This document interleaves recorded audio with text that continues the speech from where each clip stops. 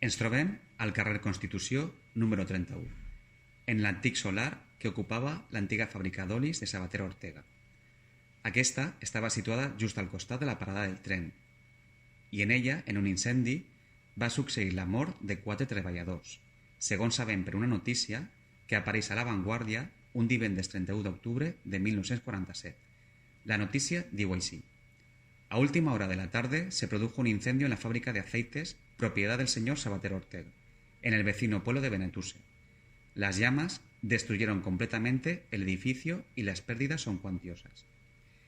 Des de llavors, i amb aquest incendi, hem de tindre compte que els accidents laborals també va formar part de la quotidianitat de Benetússer.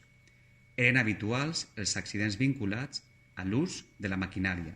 Per exemple, el primer accident laboral del qual tenim constància va ocórrer a la fàbrica de sabons Paege i va ser reflectit en les províncies del dimarts 12 de setembre de 1911.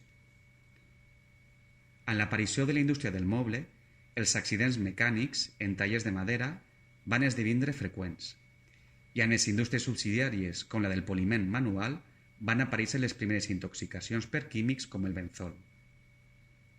Als accidents laborals que van ocórrer en la indústria es van sumar nombrosos atropellaments pel continu tràfic de mercaderies per la localitat.